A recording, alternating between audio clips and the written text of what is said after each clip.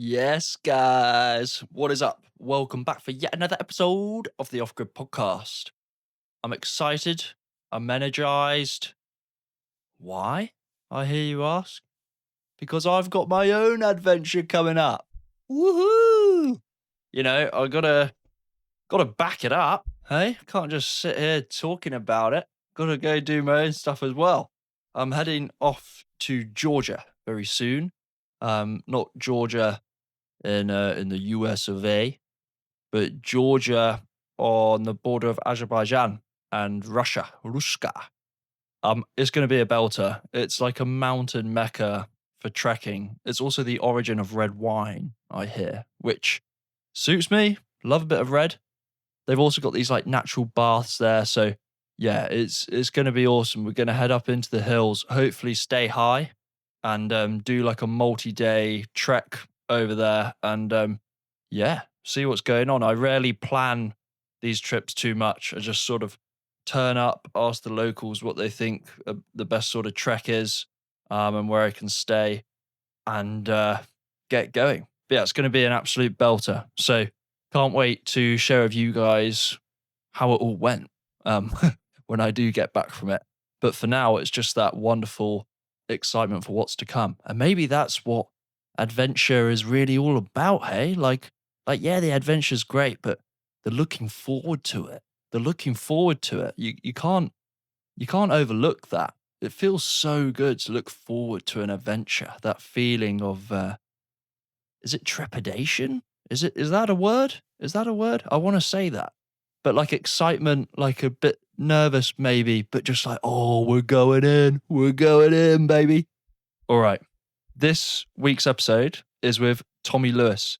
Tommy is a run coach, content creator, and podcast host of That's Runnable. He left a career in sales and tech in London to build his own run coaching business and has spent the last year or so living and running across places like Vietnam, Thailand, India, Egypt, and the French Alps. He's done a bit of van life. It's cool. He's got a good thing going on.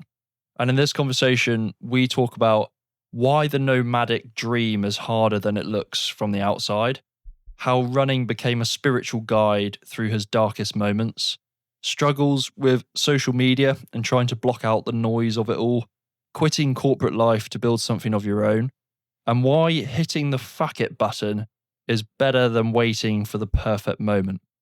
Tommy is proof that anyone can build something of their own with hard work over a long period of time.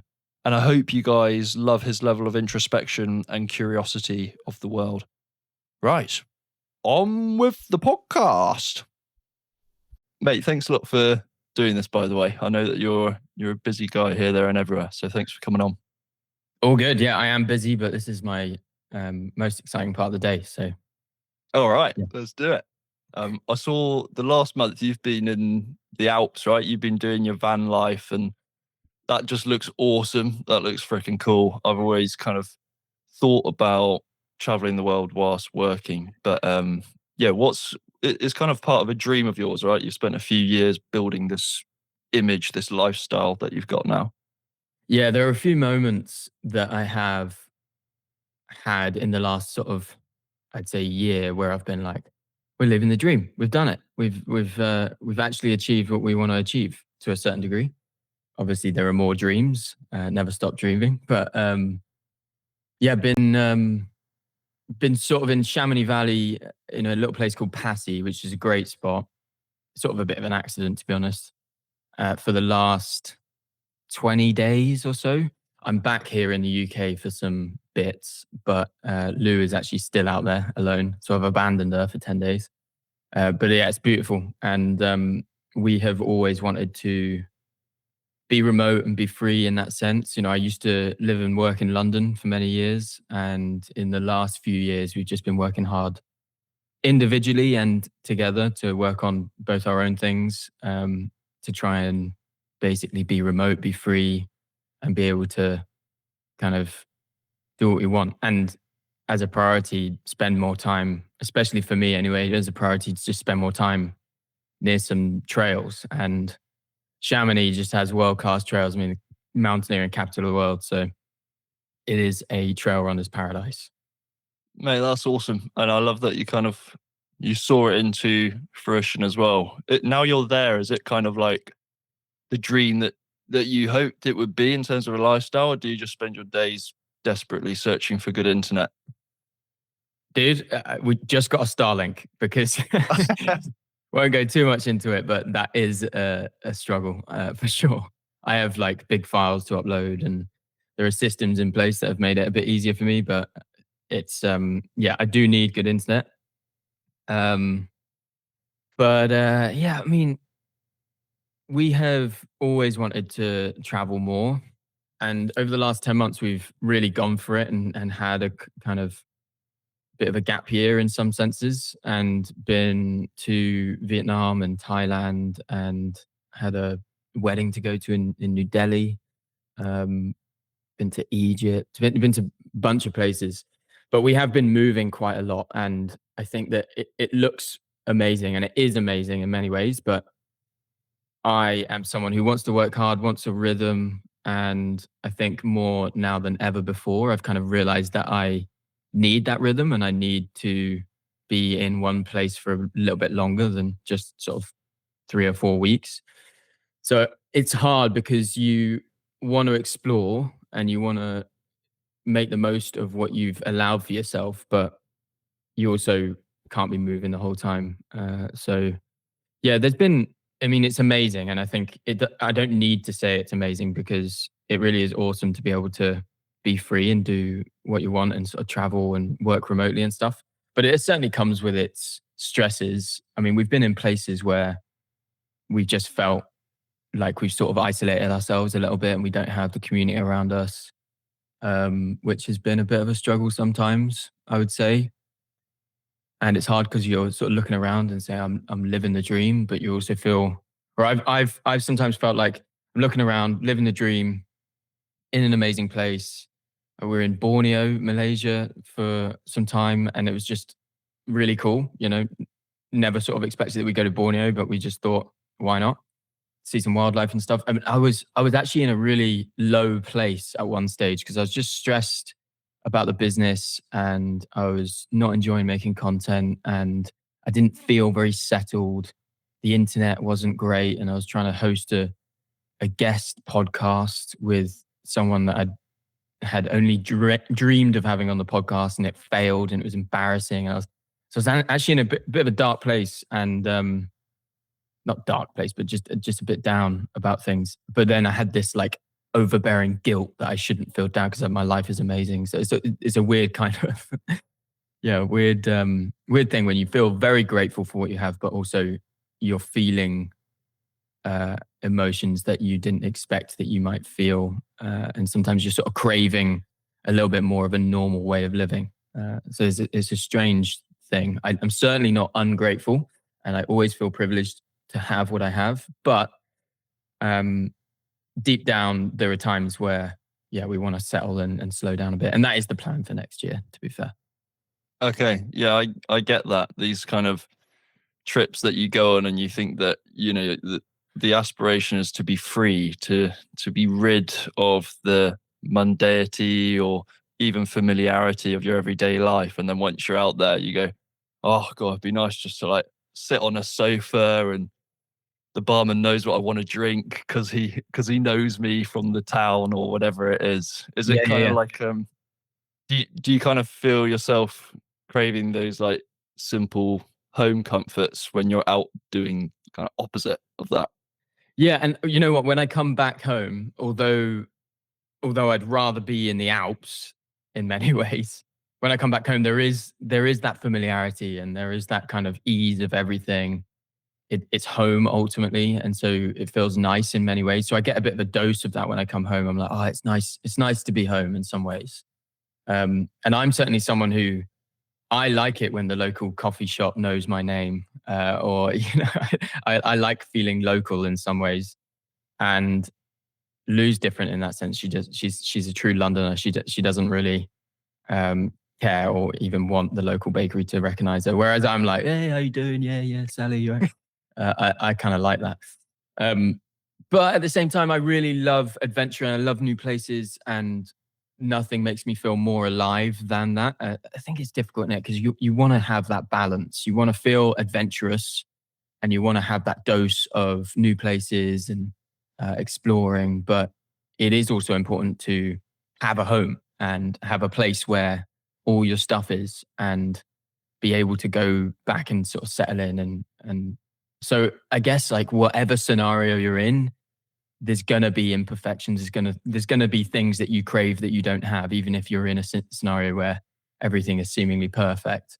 Like if you're working a 9 to 5 and you just got a rhythm and you are feeling like, oh, I just want to explore, there are still things to be grateful for. Like you can still be like, well, at least I have the familiarity of what they sell in the local supermarket. At least I know where to get this and that. I have the convenience of certain things. I have friends nearby, or there are certain things you can list that you could be grateful for. And in the same vein, if you're feeling like that's all you want, there's obviously going to be things that you can be grateful for. Like I'm in a new environment, it's exciting.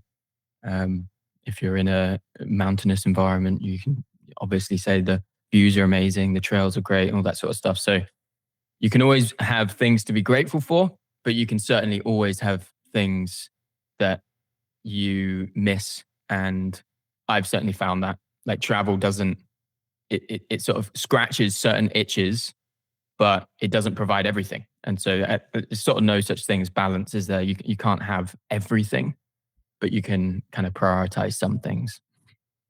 And you've lived kind of all over. I know that you've lived in London, you lived in Bristol for a period of time, and you've gone around Asia, now Europe in the van. So you've tried different types of lifestyle. I feel like for a lot of people who are looking at that kind of, the dream life of like, traveling the world, nomad style, people probably think, oh, I can't afford that. That would be like the biggest blocker for them. Particularly Mm. like work from home now, a lot of people can do it. How would you say of like all the types of living that you've done, how would you say the cost compares to living in London? Well, it always depends where you go. I mean, if you're going to go to Vietnam, for example, you'll find that you'll be living a very cheap life. But if you want to head over to Switzerland, you best be having a pretty big bank account. So, like, it really depends where you go. We're fortunate enough to have a place in London. Our friends are renting from us, and so kind of rent is covered in that way, and then we can spend our accommodation through Airbnb. And depending on where we are, sometimes it's going to be really cheap. Living costs are going to be really cheap. We've found that one of our biggest expenses has been flights and travel. That certainly can rack up if you're moving too much. And we're going to be trying to move less for many reasons in 2027. So I mean, it depends, man. Like ultimately, I think there is a myth that travel costs a lot. It certainly doesn't need to. I think that, I mean, I traveled a fair amount when I was in my late teens, just sort of leaving school. I did a bit of travel and that sort of thing. I had no money at all. And you can, you can do it on a budget. Many people do. And there are many things like Workaway or other services that you can use where you can earn as you go and all that sort of stuff. People do it, they do it on a budget.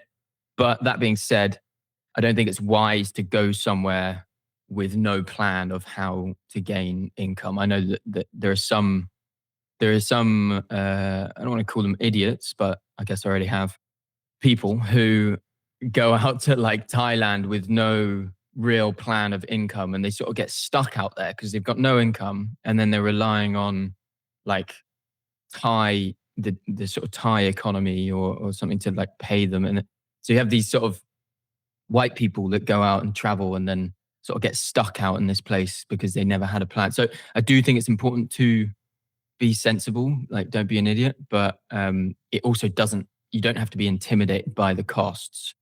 It's certainly more expensive to live in the UK. So I think the struggle will be to earn enough to live and save whilst being in the UK.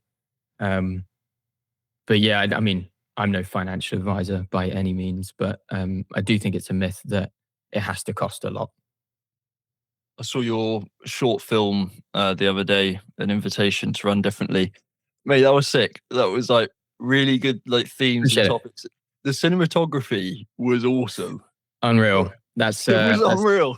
yeah, that's Max Morrison, producer, director. We had Chris on the camera. Yeah, that was a real project, and it took actually a very, very long time to put together. And it's one of those things when you put it out, you want it to like do really well because obviously you've put so much time and investment into it. But we really did want it to be a highly produced cinematic piece, not just like a YouTube vlog. We really wanted it to be considered a film rather than a video, if that makes sense. So we were, yeah, very proud of it, very proud of kind of what came out from it. I obviously had no editing or producing say, but it was certainly the storyline and what we wanted to try and get out and the message and all of that was something that I took very seriously. And working with Max was a pleasure. He is a very serious guy when it comes to this sort of stuff. So yeah, it was very cool, and it was really well received. I thought the other day, actually, I haven't checked the YouTube comments, but the last time I did check, yeah, a lot of amazing praise and nice words to say about it. So it was a cool thing to make. Do you check the comments? Because I know you've been doing this for a while now, and some of the content you put out is like defending yourself as well. Like someone said this, and then you have to kind of respond to that. Is comments something that you read anymore? Well, it's funny because sometimes, very occasionally, I will make a video on social media that's like a response to a comment. And unfortunately, those things do better. So people see, some people will like only see those videos. Like they'll see a video from me, and then 4 months later, they'll see a similar video from me, which is me like, I don't know, putting up some hate comments or something. But I find it fun. I really do find it fun to engage with these people. I actually have never really been like properly negatively impacted by like a hate comment. I just find them funny. But sometimes there have been times on social media where like someone's made like a stitch TikTok video of one of my videos and tried to kind of belittle my content, or I've had people copy my content. And sometimes it does get a bit stressful because I actually was never a social media guy before I started making social media content. Like I actually hated social media. I thought it was vain and I thought it was a waste of time and I thought it took all of your attention. I thought it was negative for society. I don't necessarily know if I fully disagree with that still, but I then sort of recognized it to be a really helpful tool in promoting my coaching services. When you mentioned Bristol earlier, I went to Bristol very briefly and became a personal trainer. And that was like the start of when I started making content. I just saw it as a great tool for business. And then like over the years, it's become, I guess, a bit more than that. But yeah, I've always struggled with social media, if I'm being honest. There are times where I'm consuming too much, and probably right now I'm consuming too much. I feel like actually when I'm more stressed, I use it as a crutch just to consume. And then I get more stressed because I just, it's not good for you. Mate, that's so well Um, put. Yeah, yeah, so so yeah, I do struggle with it a bit. I struggle with I think comparison is the wrong word. It's not necessarily comparison. It's just like this subtle kind of, you're not living your own life. You're watching other people's. And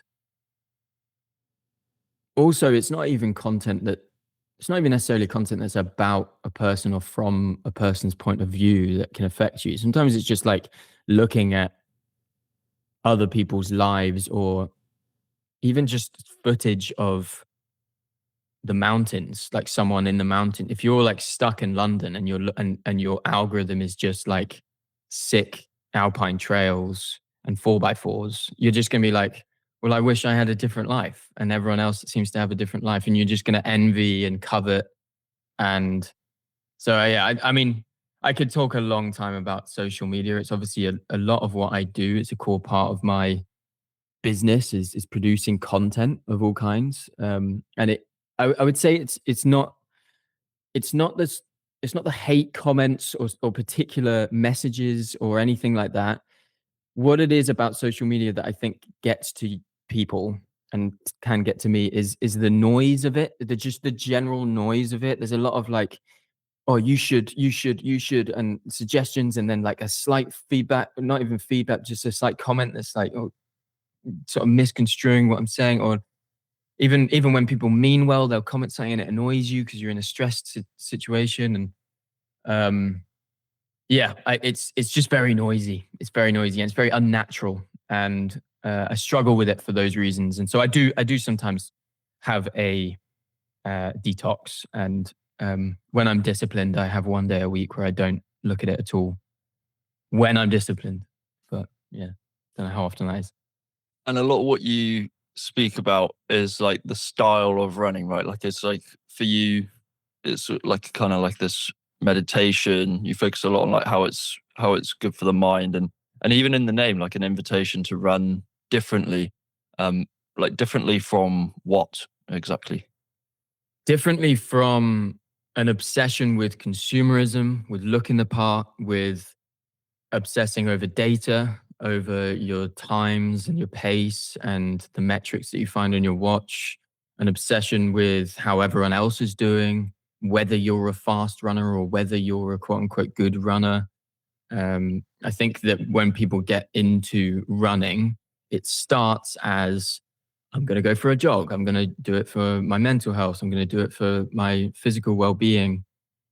But then it soon becomes a case of I want to get better at the sport of running. And that's great. And many people, I would say most people, would benefit from having some measurement of how they're doing. And progress is such a core component of feeling good about yourself and what you're doing. I certainly want to get better at the chosen aspect of the sport, or the sort of chosen niche within the sport that I'm trying to focus on. It's certainly good to track your progress, but I think there is a missing piece that is really difficult to measure and it's really difficult to quantify. And that is the stuff that we all love about it and the stuff that we go on about it being valuable. And that is what it does for our mind and the presence of mind that we have and the peace that it can give you, even just a slight alleviation from the stresses that you're going through. Like all that stuff is super powerful.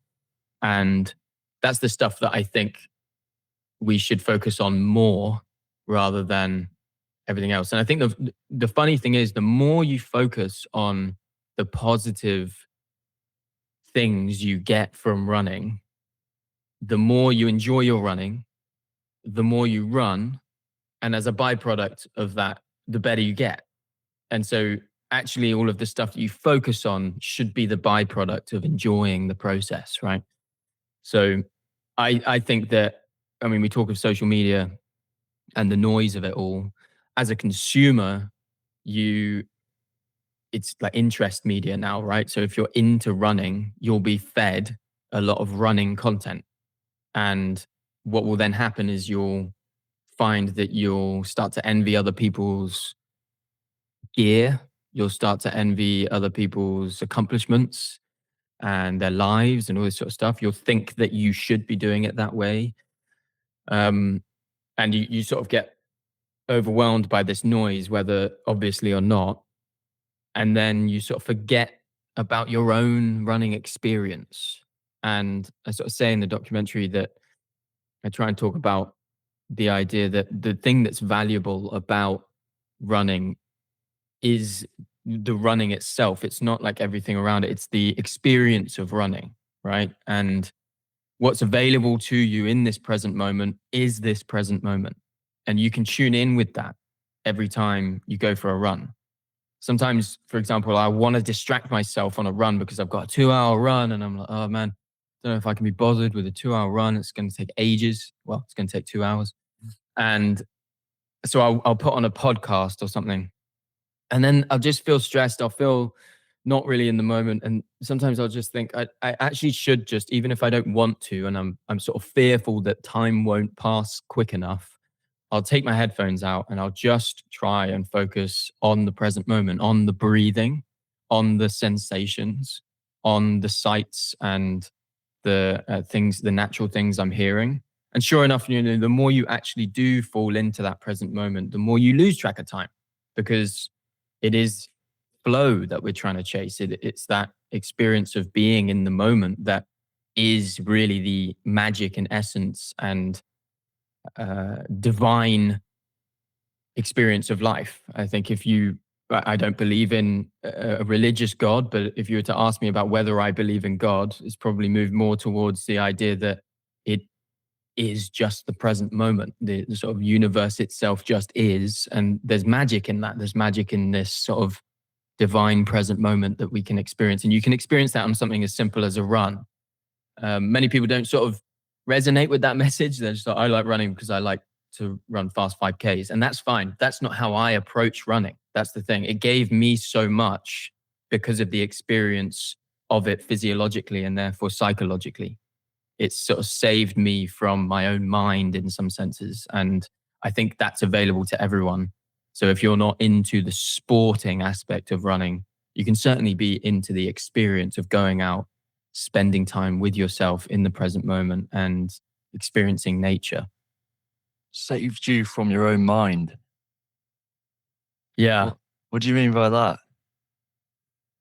I mean, that there was a time in my life where, and there have been times in my life where I have had um, a very complicated relationship with myself and with life itself. And I, at its worst, was contemplating the worst things that one can do to themselves. Um, and the thing that sort of always got me through was this mergence of meditation and running. I'd been running for a while, but I hadn't really sort of considered it in a mindful way. And I was sort of introduced to, I don't know how I was introduced to it, but I think just as mindfulness and meditation became a little bit more in vogue, you could say, I maybe was sort of introduced to an app and was introduced to this concept of vipassana and mindfulness and meditation and being present. And it completely changed my life, to be honest. I remember the first experience I had of dropping into the present moment. And then I sort of utilized that in everything I did, be it strength training or running or even just dropping into my breath whilst I was stressed at work. And it was transformative. And it was the racing thoughts that I was having. It was the over contemplation of everything. It was the existentialism that I was going through that was the struggle. It wasn't anything that was actually grounded in reality. Reality is this moment we're experiencing. Nothing is really happening other than this experience that we're having. Everything else is just the internal narrative that is happening in your mind. So when I say save me from my own mind, I guess running always then became this ability or this sort of door or key to access the present moment in a way that felt productive, felt like there was progress. I felt in control.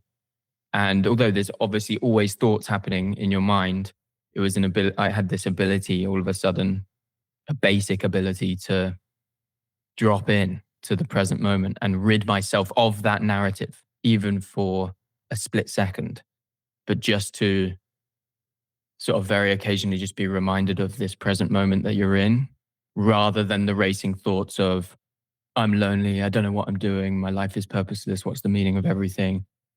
What am I doing in my career? Like all this sort of stuff that you feel lost in.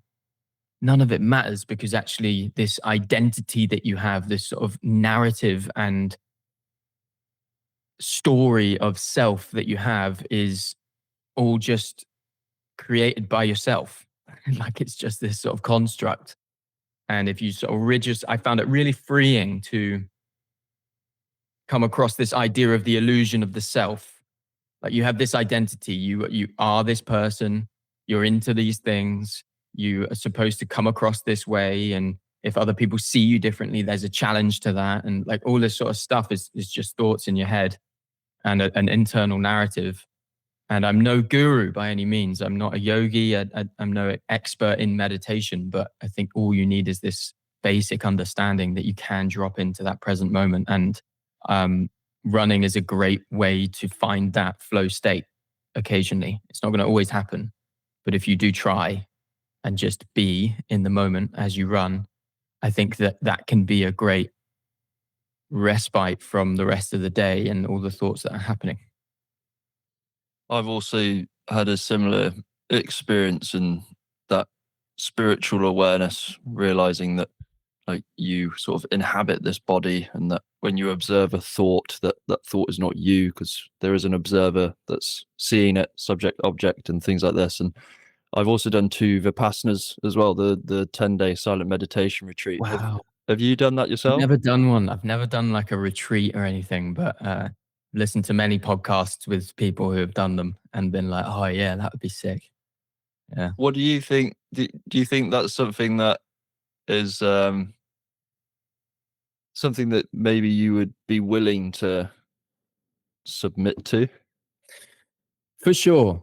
I find my interest in all that I talk of on social media and everything, really my like main interest in life is sort of theory of mind and like an investigation of what's going on in your head. It's like we all struggle, and I like the idea of sort of trying to understand how the brain works in some ways. And um, I guess to sort of reel it right back, I grew up in a really Christian household. When I say really Christian, I mean there are some people in the UK who maybe might say they're Christian, but that you're not sort of church going, Bible believing, evangelical Christians. Like my parents and my family are very godly people, very faithful people, um, and that was the world that I was brought up in. I was brought up in this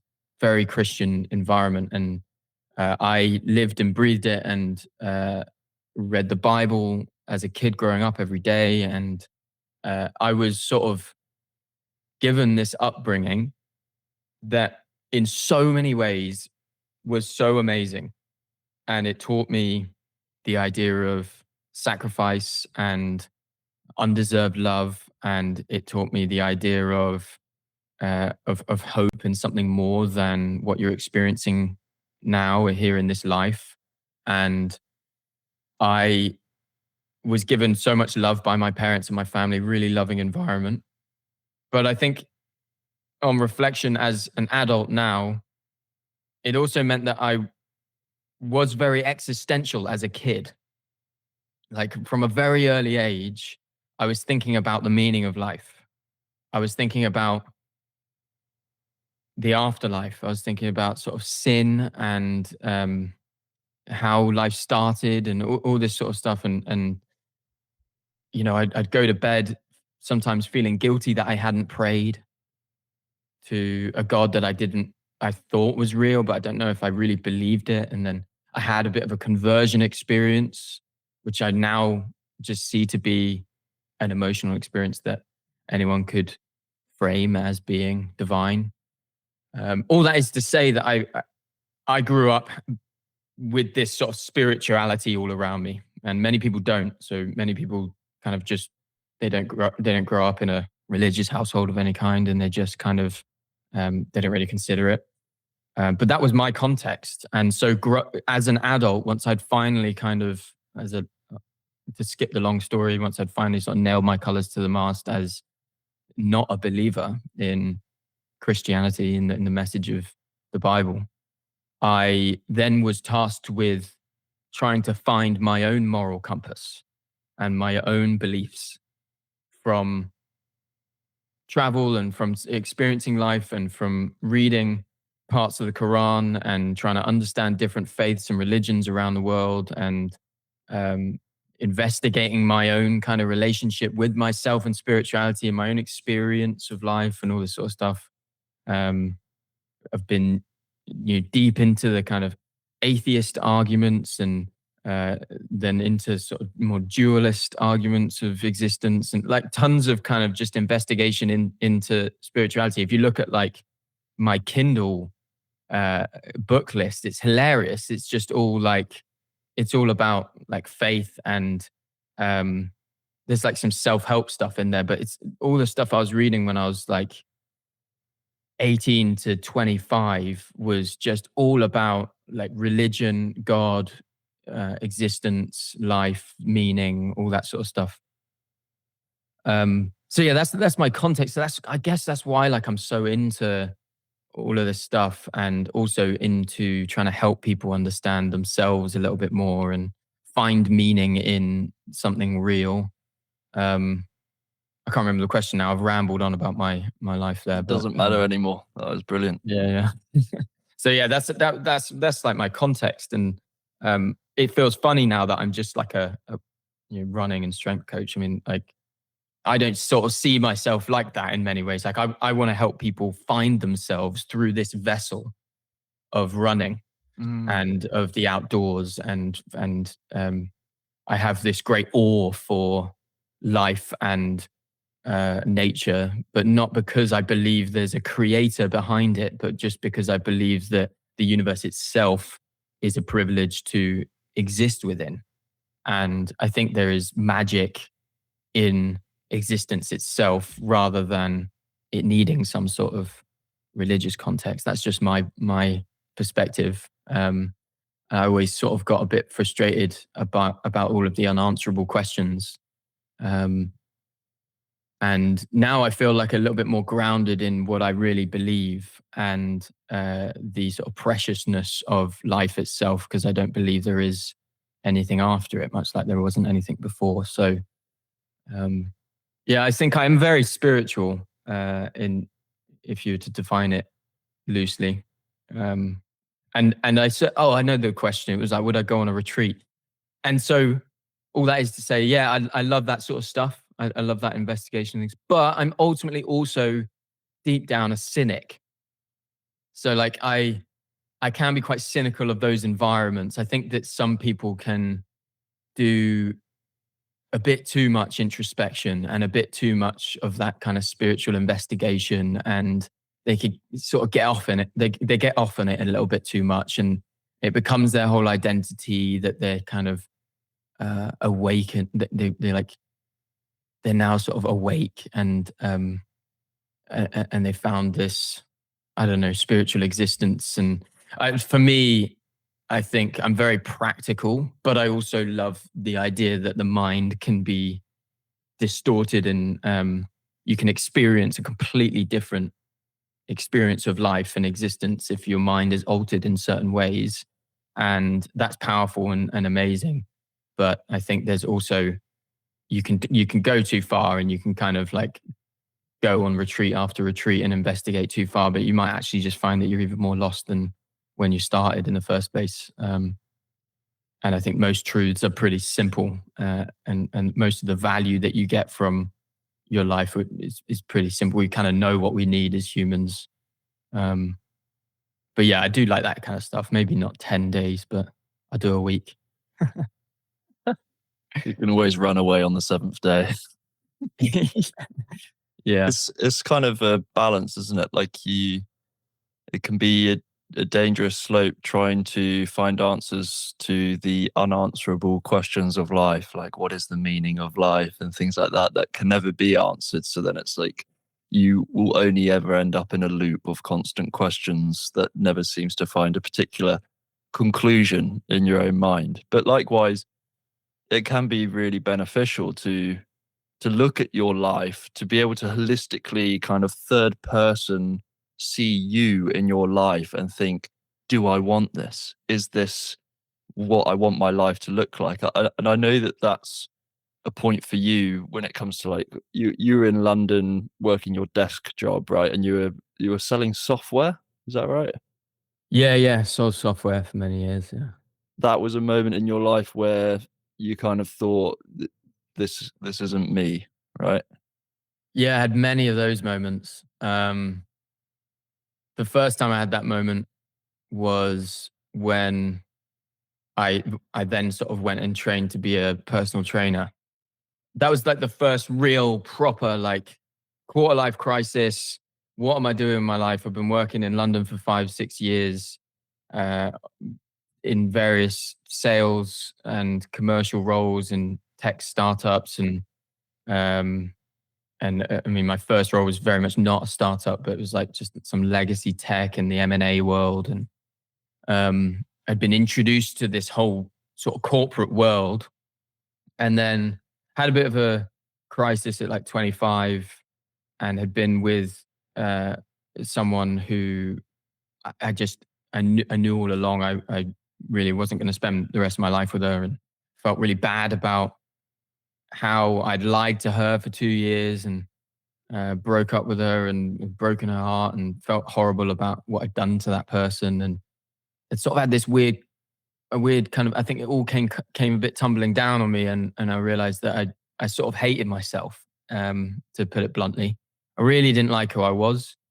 I had no I was very nihilistic. I had no purpose. I had no meaning. I had a sort of distaste for myself and how I'd acted dishonestly, and I was also in a corporate job. I just was like, this is. I've always known also that this isn't what I'm supposed to be doing. Like, I'm not built for this. Um, and so I just quit it all. And a little bit of savings because COVID, we were all indoors the whole time. So I had a bit of savings, and I was just like, I'm really into fitness and running, and it's helped anchor me. I want to help people. I think I'm good with people. I think I want to help people. So I qualified as a personal trainer and went to Bristol and was working on a gym floor. And um, that didn't really work out in many ways. I mean, I also had like a big slice of humble pie because had gone from sort of selling financial tech and whining and dining with bankers and lawyers to suddenly working on a gym floor and cleaning up the elliptical in Brislington. And I was like, well, this is a shift. And was just losing money, and I only got a few clients. It's a budget gym, and I missed people, missed my community. So I just went back to the commercial environment I was used to. I just was like, I just want a normal job. I think I just want a normal tech job again, and I want to just consider these things a hobby. And so I went back into it. But again, after a few years, I sort of was like, I know I need to give this another shot. And eventually, a few years later, after I got a job that actually put my feet on an even keel, I was able to really work hard on the content and building out a coaching business that sort of would sustain me. And then October 2024, I took the leap and went all in on my own thing, and kind of had this almost safety net of the fact that I built a following online. Um, but yeah, I always knew that it wasn't for me. And yeah, I feel very, very lucky to be able to work in a space I love, and yeah, turn a hobby into a profession in some capacity. You've got a lot of in the short conversation we've had so far, there really seems to be this wonderful, curious spirit within you that has the courage to explore that curiosity and to like question who you are on a more fundamental basis, but then also like, is the corporate world really for me? Is London really for me? And then you act on it, and you're like, okay, I'm going to move. I'm going to change jobs. I'm going to do this. I'm going to break up in that relationship because I don't think it's right. And that, I think, is what people maybe miss, is like that kind of courage to, because everyone, a lot of people will think, oh, I'm stuck. I feel purposeless. But then actually then in that low state, and we all know that feeling when you feel so low in yourself, that's almost the moment where it most requires the courage and the self-confidence to then go, we're going to change things around, and it's down to me to do it and not anyone else. So if you're reflecting back on that time, and thankfully you've earned the right to kind of retrospectively look back on this previous self who was purposeless and searching for meaning in the world, what advice would you give to people who currently feel like that? Well, I wouldn't do it the way I did it. I often think like this, like, you're completely right. It's an astute observation to say that I always have been someone to go all in, almost. I wouldn't say fearlessly, because there's certainly always fear there, but I have bravely gone for it on things where other people maybe would have taken a more sensible approach.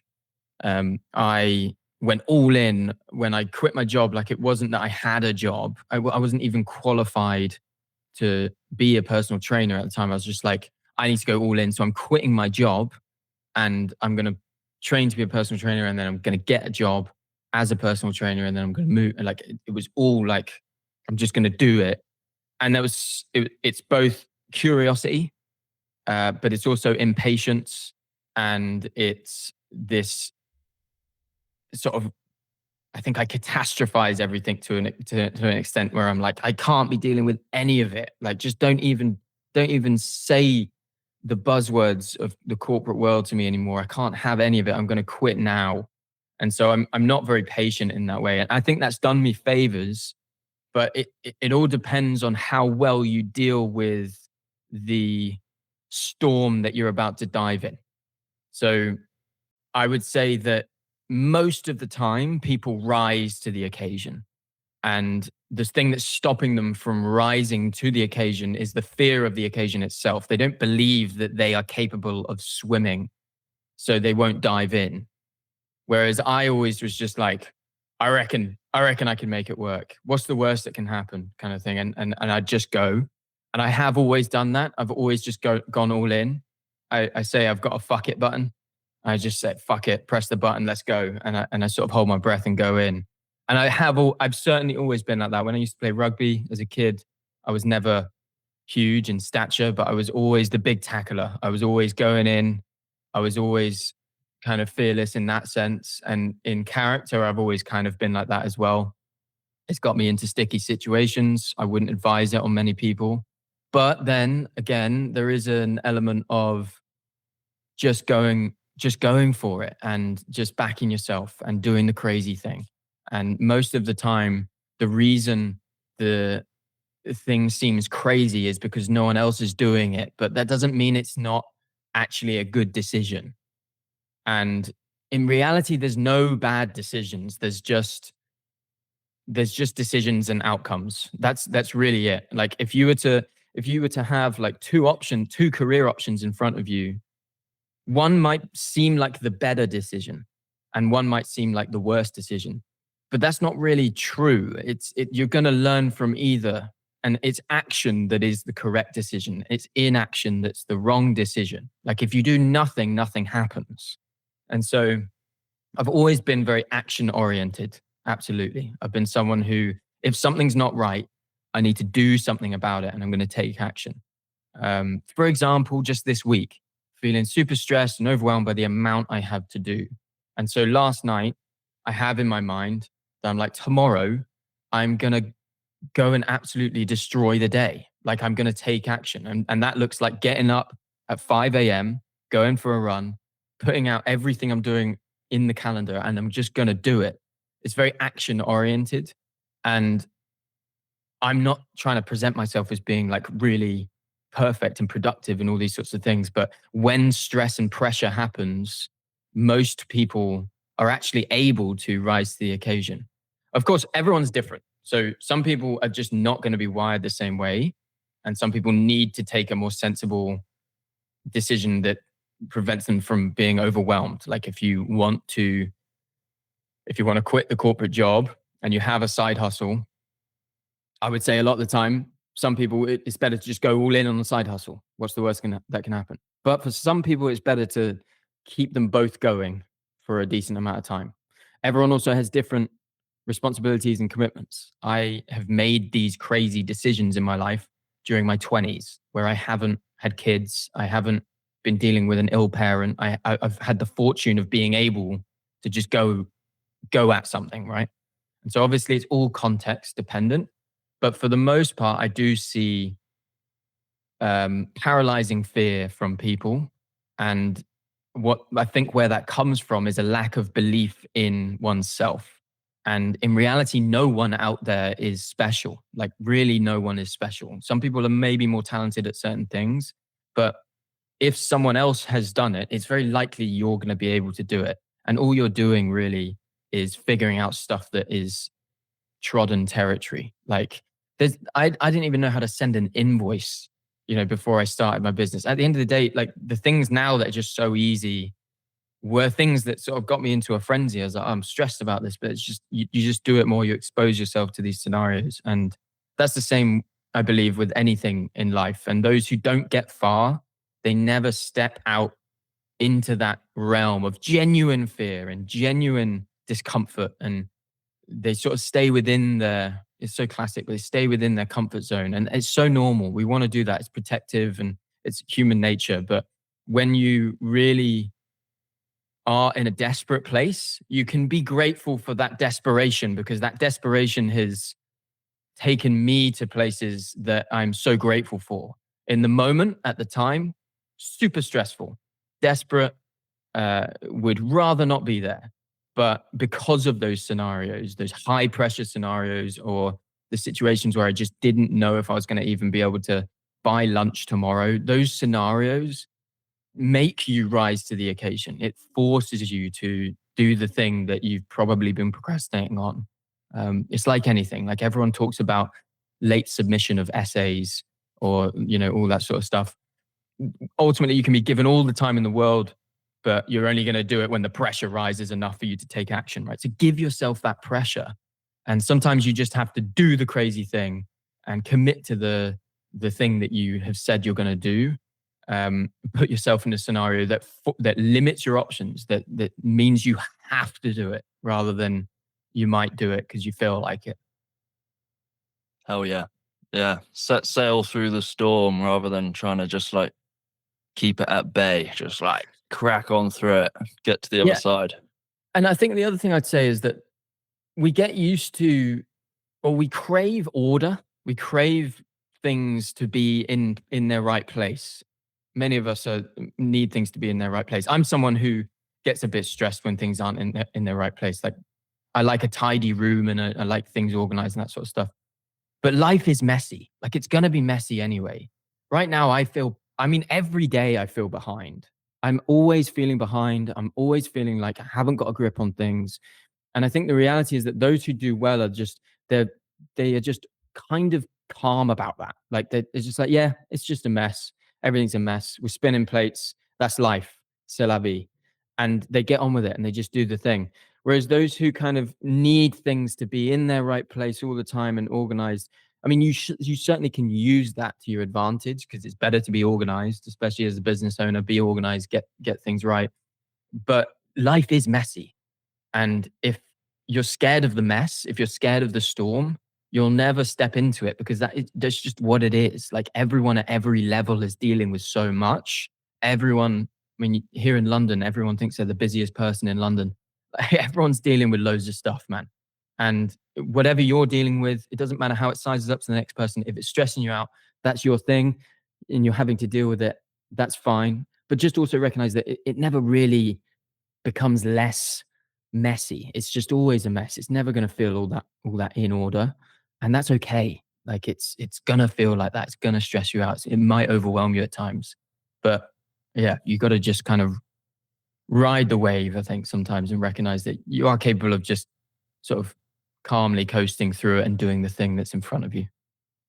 I want to get back to the running because what you were saying there about kind of exploring your limits is something that I actually wanted to put to you and get your opinion on, because I really feel like running we've like gone away from this like old school, like hardcore doing the challenge for the sake of the challenge, and like you want to, it's not about doing it well, it's just about doing it and like going for it. And I know that you're like mentally, you're always trying to like push the limit, you're trying to discover where that boundary is. Where I feel like now no one does that. Everyone's like they're all about what time they get, or like it kind of translates. So they're all like trying to control and do really well in like a slightly easier level for them, rather than just being like, I'm just gonna run and just like see how far I can go until I'm crawling on the floor. But I feel like we've lost that, and I think it's a shame. Do you? I feel like it depends. It depends what you're looking at. I mean, I think there's still a ton of that. And also it sort of may look like people are just trying to get certain times, and I mean that requires real grit. Um, I think I know what you're getting at though. That I think that running can nowadays come across a bit more clean cut and clinical in how it's presented. And I appreciate that. I think I never really resonated with that style of um or that sort of uh presentation of running.